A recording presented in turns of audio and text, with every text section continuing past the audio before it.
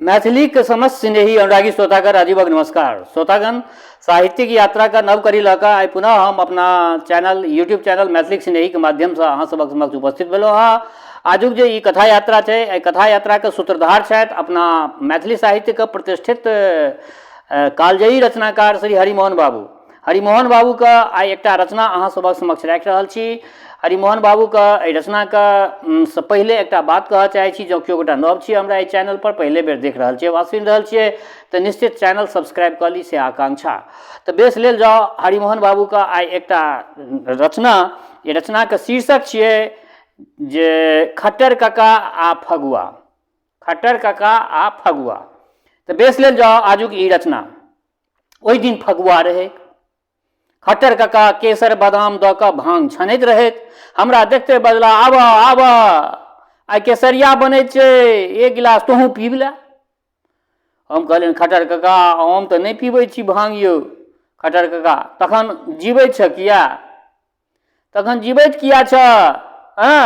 नून काढ़ा पीबैके हेतु हौ ई मानव जन बारम्बार नहि भेटतौ। हम कहलियनि जे खट्टर काका हमरा तऽ डर होइत अछि। खट्टर काका बजला, हौ आर्य कुलक नाम किया खसबैत छ? आर्य कुलक नाम किया खसबैत छ? अपना वंशक सनातन धर्म किओ छोड़ै? हम कहलियनि जे ई सनातन धर्म कोना भऽ गेलै यौ खट्टर काका? खट्टर काका वेद पढ़बहक तखन ने बुझबहक जे हमरा लोकनिक पूर्वज कोना सोमपान करैत छलाह।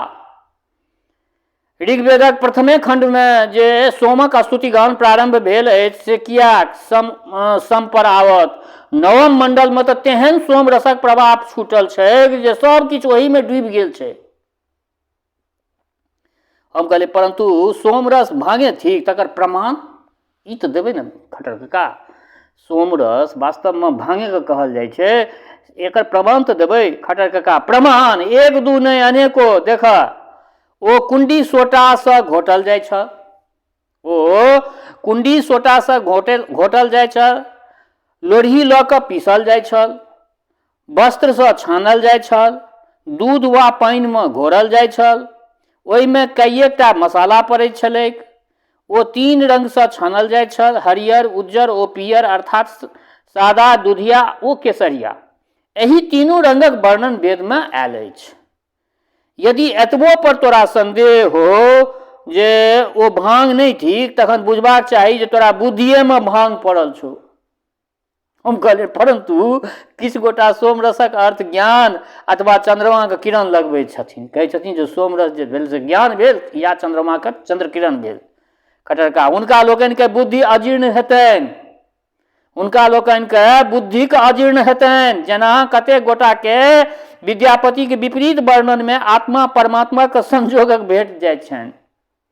कतेक गोटाके विद्यापतिके विपरीत वर्णनमे आत्मा परमात्माके संजोग भेट जाइत छनि। परंतु हौ जी हम तऽ सोझ साझ बात बुझै छी। यदि सोमक अर्थ ज्ञान तऽ ओ मूसरसँ कोना कुटल जाइत छल? ज्ञानके कहूँ कुटल गेलै हौ? यदि चंद्रमाके किरण तऽ लोढ़ीसँ कोना ओकरा पीसल जाइ छलै? चंद्रमाके किरणके अखन तू लोढ़ीसँ पीस कऽ हमरा देखाबऽ, हम मानि लेबऽ। हम कहलियनि तखन सोम भांगे छल की? हमरा किंकर्तव्य विमूढ़ भऽ गेलहुँ खट्टर काकाके तर्क सुनि कऽ। हुनकर तऽ तर्के सब तेहन होइत छलनि। कहलियनि जे तहन भांगे छलै की? खट्टर काका अवश्य। अध्यायक अध्याय तऽ एकरे वर्णनसँ भरल अछि। कतहु छानबाक वर्णन, कतहु घोरबाक वर्णन। दृष्टा लोकनिके एहिमे अपूर्व आनंद भेटैत छलनि। देखऽ देवताके राजा इंद्र एतेक पीबैत छथि जे बुत्त भऽ जाइत छथि। तेना पीबैत छथि जे दाढ़ी मोछ पर्यंत रससँ भीज जाइत छनि। दाढ़ीसँ चुबैत रसके झाड़ैत छथि। आबक लोक की पियत हो? पीबैत तऽ छलाह ओ सब, आबक लोक की पियत? हम कहलियनि परंतु यदि सोमरस वास्तवमे भांग छल तखन मनीषी लोकनि ओहन गंभीर तत्व? खट्टर काका हौ गाढ़ रंग छन्ने उत्तर गंभीर तत्व सुझैत छै। गाढ़ रस रंग छनले उत्तर तऽ गंभीर तत्व सुझैत छै। तें वैदिक ऋचाकार लोकनि सोमरसक प्रवाहमे तेहन रस बहा देने छथि जे कलम कलम तऽ नहिए रहनि, काठी तोड़ि देने छथिन। वेदमे तेहन श्रृंगार रस छै, तेहन संसारक कोनो साहित्यमे नहि भेटतौ तोरा। वेद पढ़क तेहन तेहन श्रृंगार रस छै जे कतहु तोरा कोनो शास्त्रमे नहि भेटतौ। हम चकित होइत पुछलियनि, हैं वेदमे श्रृंगार रस? हमरा तऽ होइ छल जे वेदमे केवल भगवाने टाके चर्चा हेतै। कटरका बजला, हो तो वेद देखलह कहिया? सनमे जन्मले गिदर, भादवमे एलै बाढ़ि, तऽ कहै छै एहन बाढ़ि नहि देखलहुँ। तू कहिया पढ़लह वेद? हैं जे वेदक नामे टा सुनने छथि से अहिना बुझैत छथि, परंतु वेद खोलि कऽ देखऽ तखन ने बुझबहक जे ओहिमे की सब छै। हैं सहस्त्रशीर्षा मंत्रसँ लऽ कऽ आ सौतीनके मरबाक उपाय पर्यंत ओहिमे भेट जेतौ। सहस्त्रशीर्षाके मंत्रसँ लऽ कऽ आ सौतीनके केना मारल जाय ओहो मंत्र ओहिमे तोरा भेट जेतौ। हमरा मुँह तकैत देख खटरका बजला, हमरा लोकनिक वेद की ठीक, ई भानुमतीके पिटारा भऽ गेल। जे चाही से ओहिमे से निकालि लिअ। तैँ वेदसँ केओ हवाई जहाज बाहर करैत छथि, केओ रेडियो बाहर करैत छथि, आ हम भांग बाहर कऽ लेल तऽ कोन अनुचित काज केलहुँ हो? तू हमरा कहै छह ई सब बात? सोच के कनि देखक ने, अकिलदानी पर जोर दहक ने। हम कहलियनि, खटर काका एकटा बड़का महामहोपाध्याय सिद्ध करैत छथि जे रेलो गाड़ी बनेबाक मंत्र वेदमे छै। खटर काका बादाम घोरैत बजला, हाँ लेकिन ओहि रेलगाड़ीके इंजन हुनके दिमागके भीतर सीटी दैत हेतनि। ओहि रेलगाड़ीके इंजन हुनके दिमागके भीतर सीटी दैत छनि। हो हम पूछै छियौ जे देशमे हाजक हाज पंडित भरल छथि जे राति दिन गणपतिक बंग हवा महे करैत रहैत छथि, कियाक ने सब गोटा मिल कऽ शुद्ध वैदिक रेलवे चला देने छलखिन। अगर हुनकामे मंत्रमे छनि शक्ति तऽ कियाक ने ओ शुद्ध वैदिक रेलवे चला लैत छथि। रेलक कोन कथा, एकटा साइकिलो तऽ ई लोकनि आइ धरि बाहर नहि कऽ सकला अछि, एकटा आल्पिनोके आविष्कार नहि कऽ सकला। और जखन एक विलायतक बच्चा एटम बमक आविष्कार कऽ संसारक दिग्विजय कऽ लैत अछि तऽ हिनका लोकनिक नींद तहन टूटै छनि। हाफी लैत, चुटकी बजबैत, गलथोथी करैत। हम पुछलियनि, गलथोथी करैत खाली एक दोसर से कटौज करता। ई वस्तु हमरा अथर्ववेदक छी। हो एकरे कहै छै थथरपनी, एकरे कहै छै थथरपनी। एकांग लज्जा परित्यज्य सर्वत्र विजयी भवेत्। हम कहलियनि, खटर काका वास्तवमे रेल, तार, बिजली, radio, gramophone, telephone, aeroplane, rocket सब किछु तऽ वएह सब बाहर केलक, अपना देशक पंडित केलखिन की यौ? खटर काका भांग में मलाई मिलबैत बजला, अपना देशक पंडित केवल घोंघाउज केलनि। कहियो जितिया भेल, कहियो छठि भेल, कतहु घटो घटा लऽ कऽ तऽ कतहु नीलो घटा लऽ कऽ अतिचार कहिया पड़ैत अछि, दुर्गा जी कथी पर चढ़ि कऽ अबैत छथि। एहि सब बातसँ फुर्सत हेतनि तखन ने हेलीकॉप्टर आ टेलीविजन बाहर करितथि। हिनका सबके तऽ फुर्सत तंत्र एहि सब तंत्र मंत्रमे जे छै से ओझरायल रहि गेलखिन, तऽ ई कतऽसँ हवाई जहाज बाहर करितथि। हम कहलियनि, परंतु आध्यात्मिक विषयमे खटर काका बजला, आब बेसी तामस जुनि उठावा हमरा तू। परंतु किंतु किया बजै छै परंतु किंतु? आध्यात्मिक शब्द सुनि के हमर देह जरि जाइत अछि। हम कहलियनि, से किया यौ खटर काका? खटर काका, या आध्यात्मिक तऽ हमरा लोकनिके चौपट कऽ देलक। हम कहलियनि, से कोना यौ? खटर काका, ब्रह्म सत्यं जगत मिथ्या, या वेदांत तऽ हमरा लोकनिके अकर्मण्य बना देलक। संसार मिथ्या, शरीर मिथ्या, धन मिथ्या, जन मिथ्या, जीवन मिथ्या, सुख मिथ्या, सर्व मिथ्या, सबटा मिथ्ये छियै। बस वस्तु मात्र के स्वप्नवत कऽ के बुझैत रहू। चीन में अफीम, भारत में वेदांत। हो एशिया के बीए बता छै। कहै छथिन खटर काका, हो एशिया के बीए बता छै। हम कहलियै, परंतु आनो देशक लोक तऽ वेदांतक प्रशंसा करैत अछि ने यौ। खटर काका, हाँ हमरा लोकनि जतेक अधिक वेदांती बनल जा रहल छी ततेक आन देशके फायदा, आने देशके अपना फायदा छै यौ। हम कहलियनि, से कोना? खटर काका, जखन ओ सब चढ़ाई कऽ देत तऽ हमरा लोकनि सोहम जपैत रहि जायब। या सोहम करैत करैत हमसब सोहल सुथनी भऽ गेलहुँ। हम कहलियनि, परंतु परमार्थिक दृष्टिए तऽ किछु अपना सबके बढ़िआँ बात ने भेल। खटर का फेर हुआ बात हो परमार्थिक दृष्टिए हमरा लोकनि कोन जग के जितने छी, किनका ब्रह्मक साक्षात्कार आइ तक भेलनि हँ, हमरा कहू तऽ किनका ब्रह्म दर्शन देलकनि हँ? हमरा तऽ आइ धरि केओ ब्रह्मज्ञानी नहि भेटला अछि।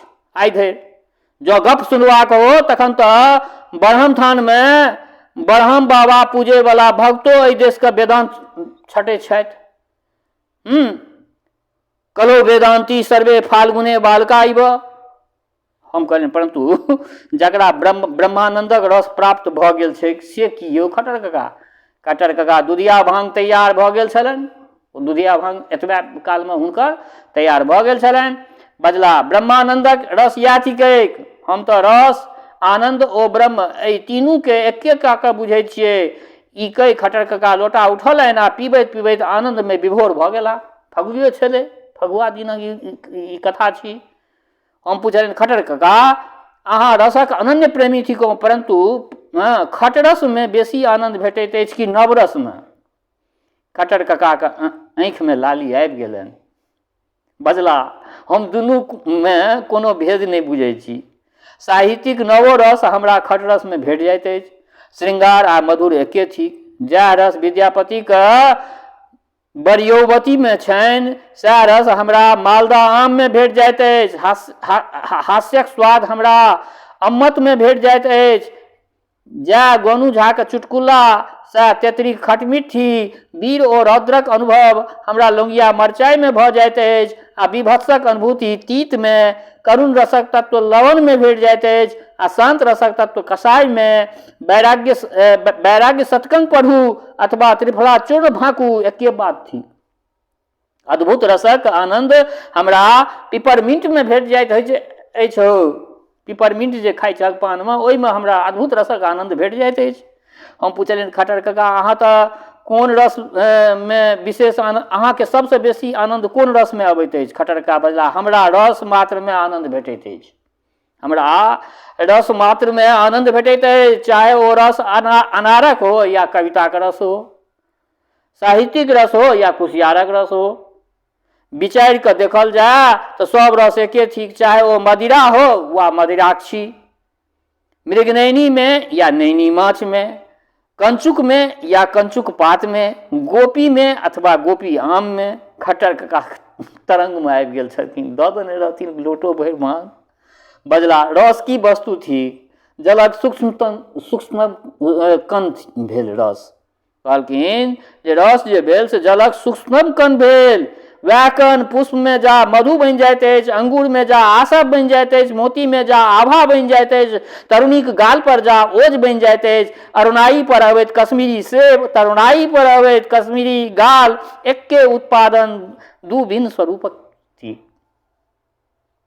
तैं तात्विक दृष्टिए डमरस लताम आ मुग्धा नायिका में कोनो भेदे नहीं छै। एहि विषय में हम शुद्ध अद्वैतवादी छी। काव्य रस ओ द्राक्षा रस में, गंगाजल ओ गुलाब जल में, चरणामृत ओ आद्रामृत में हमरा भेदे नहीं बुझि पड़ैत अछि। छेना के संदेश हो वा प्रियतमा के, दुनू में हमरा समान माधुर्य भेटैत अछि। कविता ओ कामनी के पद में हमरा एके कोमलता के अनुभव होइत अछि।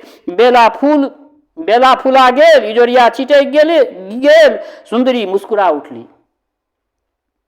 एके बात थी।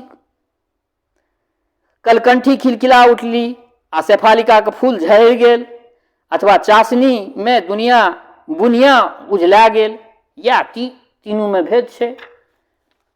हम कहलियनि जे माधुर्यक बाढ़ि आबि गेल खट्टर काका। यौ खट्टर काका आब अहाँ असली रंग में आबि गेल छियै एखन।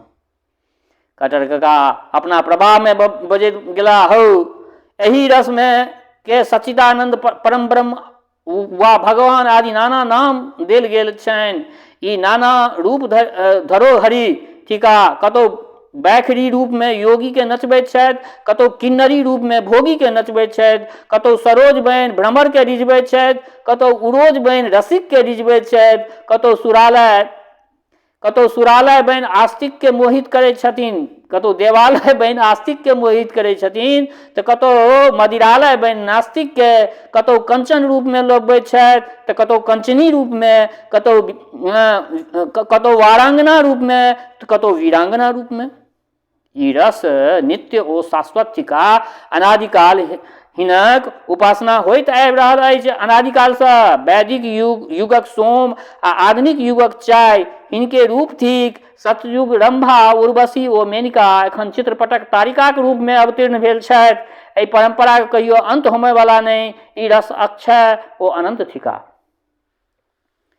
या रस सृष्टिकर्ता थिका, सृष्टिक मूल थिक। रस वृष्टि, अंडज, पिंडज, उद्भिज सभक उत्पत्ति रसे के बिंदु में छैक आ पालन पोषण सब किछु तऽ रसे पर निर्भर छैक। जन्म होइत अछि, शिशु पयोधर दिस लपकैत अछि आ तरुणो भेला उत्तर सएह संस्कार बनल रहि जाइत छैक। रस मूलतः एके थिक, चाहे ओ उमड़ल पयोधर से बरसो अथवा उबरल पयोधर से मयूर से हजूर पर्यंत ओ देख के नाचि उठैत अछि। अतएव यह रस ब्रह्मा और विष्णु दुनू थिका और संहारकारी महेशो या थिका।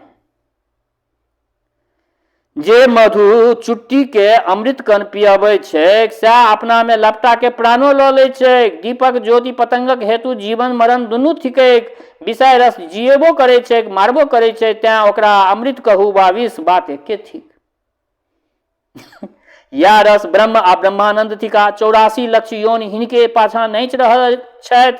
भिन्न भिन्न व्यक्ति भिन्न भिन्न रूपे हिनका आराधना करैत अछि। कियो राजा बनि पृथ्वी के सुख भोगैत छथि तऽ कियो तपस्वी बनि स्वर्गक सुख लूटऽ चाहैत छथि। वेदांती के मोक्ष में चरम आनंद भेटैत छनि। चरवाकपंथी कहै छै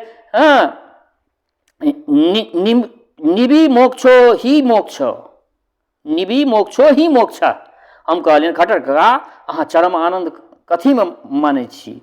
खट्टर काका बजला संसार में 5टा आनंद मुख्य छै। संसार में 5टा आनंद मुख्य छै। शास्त्रानंद, काव्यानंद, संगीतानंद, विषयानंद, भोजनानंद। एहिमे कोन ककरा से बलवान से श्लोक से बुझक। एकटा श्लोक कहै छियै ओहि से बुझक। काव्येन हन्यते शास्त्रं, काव्यं गीतेन हन्यते, काव्येन हन्यते शास्त्रं, काव्यं गीतेन हन्यते, गीतं नारी विलासेन क्षुधिया सोपी हन्यते। बुझलहक एकर अर्थ? शास्त्रक चर्चा प्रियगर लगै छै, परंतु जहाँ काव्यामृतक वर्षा होमय लागल कि लोक ओकरे रसास्वादन में लागि जाइत अछि। आ जखन मधुर रागनीक लहर स्वर लहरी झंकृत भेल तखन फेर कविता के सुनैत अछि, परंतु ओहो सँ बेसी प्रबल होइत अछि कामिनी। हुनक नूपुर झंकारक आगाँ कोन कोन गीत वाद्य ठहरि सकैत अछि, परंतु एक शक्ति एहन अछि जे हुनको पछाड़ि दैत छनि, ओ थिक उदरक ज्वाला। उदरक ज्वाला।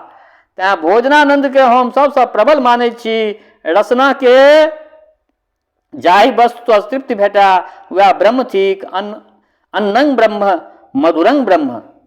दधि मधुरंग मधु मधुरंग, द्राक्षा मधुरा सीतापि मधुरैव, तस्य तदेव ही मधुरंग यस्य मनो यत्र संलग्नम। अतएव हमरा सँ यदि कियो पूछे जे जीवनक चरम आनंद की थिक तऽ हमर उत्तर अछि रसो वैसा, अर्थात रसगुल्ला। रसगुल्ला के हम साकार ब्रह्मक प्रतीक मानै छी, जकर सायुज्य सँ सद्य अनिवर्चनीय आनंदक प्राप्ति होइत छै। निर्गुण निराकार ब्रह्म लऽ कऽ की चाटब? तें हम सगुण ब्रह्मक उपासना करै छी। अखंड मंडलाकारं श्वेत वर्णं रसान्वितं सर्वानंद करं दिव्यं रसगोलं भजाम्यहम्।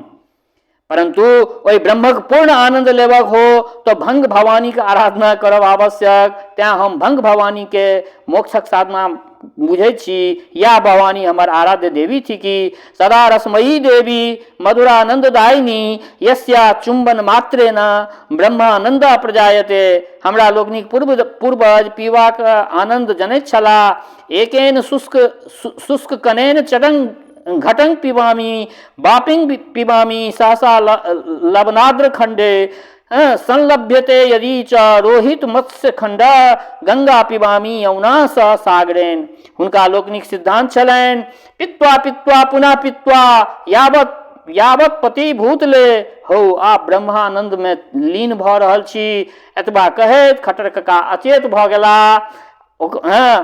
उम्हर दुरुखा सँ काकी आबि बजली, तावत किछु काल हिनका ओहिना छोड़ि दियौन, हम आबि कऽ सम्हारि देबनि। तऽ बेस श्रोतागण, आइ हिनकर एकटा रचना हरिमोहन बाबूके कालजयी रचनाकार छलाह हरिमोहन बाबू, आ हिनकर जे भी रचना अछि से एकटा अपना सभक समक्ष जे छै से इतिहासक दस्तावेज कहि सकै छियै। मतलब व्यंग लिखलखिन हँ, लेकिन जे भी लिखलखिन हँ शास्त्र सम्मत बात लिखलखिन हँ। आ हिनकर बात जे छै से सब गोटाके सुनऽमे नीक लगैए। तेँ विचार भेल जे आइ खट्टर कक्काके ई रचना जे छै हरिमोहन बाबूके फगुआवला रचना से आइ पटल पर राखल जाए। तऽ रखलहुँ हँ अपन प्रतिक्रियासँ अवगत करायब। दोसर बात, हमर श्रोता चाहे गाँवमे रहै छी वा परदेशमे रहै छी, देशमे रहै छी वा विदेशमे रहै छी, सब कतौ रहै छी, निश्चित ओहिठमा जे छै से यदि सब्सक्राइबर हमर अहाँ छी तऽ निश्चित नोटिफिकेशन भेट जाइत हैत। एकरा सबके पलखैतमे फुर्सतमे एहि सब रचनाके सुनल करियौ, आ अपन कमेंट अहाँके केहन लगैए, नीक लगैए, की सुनऽ चाहै छियै, की सब आओर हमर एहि पटल पर राखल जाए, की सब अहाँ सबके नीक लगैए, अपना प्रतिक्रियासँ अवगत करायब। जाइत जाइत एके गो बात कहै छी, हमर श्रोता जतऽ कतौ भी छी, माता जनक नंदिनी जगदम्बा माँ वैदेही कृपा सदिखन अहाँ सब पर बनल रहै। शुभकामनाक संग जय मिथिला, जय मैथिली।